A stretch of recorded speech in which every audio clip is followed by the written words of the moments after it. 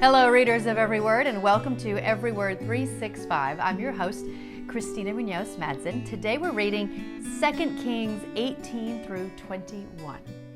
If you're looking for some help in your prayer life, why not spend some time studying an Old Testament character whose every recorded prayer was answered? Hezekiah was a man of faith and a man of prayer. His first reaction when confronted with a problem was to bring it before the Lord. My added part here, do you do that? This is from today's My Daily Walk in our Bibles. And when he prayed, things happened. Prayer is not a magic formula, but verbal communication with the sovereign God of creation. Examine your own prayer habits. Are they built on a personal relationship with God? Are you strengthening your prayer life with daily exercise? Are you more comfortable talking to God today than you were a year ago? Try this. Every time you get into or out of your car, spend a few seconds in prayer.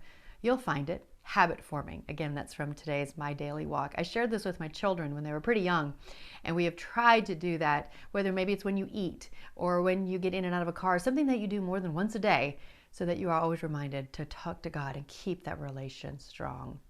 It's such great advice. I've heard it said that it takes 3 weeks to form a habit, meaning you have to remind yourself to do something every day, and in 3 weeks' time, your mind will just do it out of habit.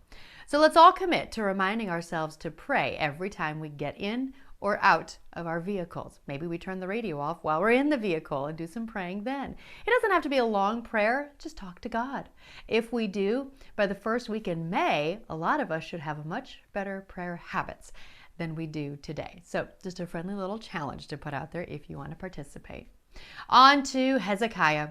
Hezekiah trusted in the Lord, the God of Israel. There was no one like him among all the kings of Judah, either before or after his time. He remained faithful to the Lord in everything, and he carefully obeyed all the commands the Lord had given Moses. So the Lord was with him, and Hezekiah was successful in everything he did. He revolted against the king of Assyria and refused to pay him tribute. That's 2 Kings 18, 5 through 7.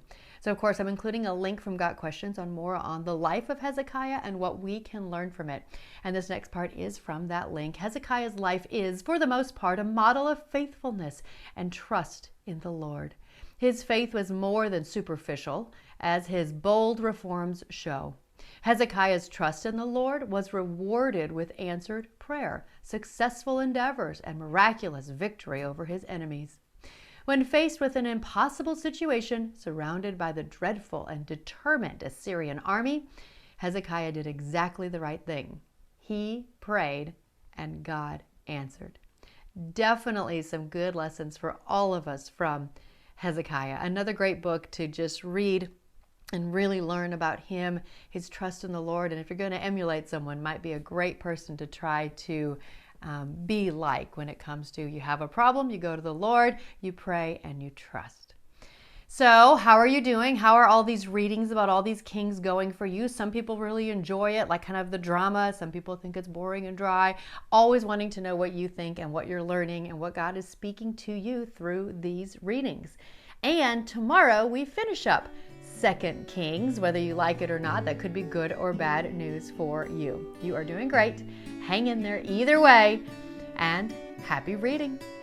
If you haven't heard yet, my family and I will be hosting a tour to Greece with Travel with Friends. This will be a 10-day Footsteps of Paul trip, and you are invited to join us. So I'm giving you more information about what this trip will look like. After we tour Athens, we will drive southwest until we reach the Corinth Canal, which connects the Aegean Sea with the Ionian Sea. We will drive on and visit the ancient town of Corinth, where Paul lived and preached for 2 years. The remains of the city, which include the Agora, the marketplace, and Apollo's temple, clearly show how rich and important Corinth was in ancient times. We then traveled to an ancient port where Paul disembarked and returned back to Athens. If you'd like to travel to Greece with us in 2025, just send me a message.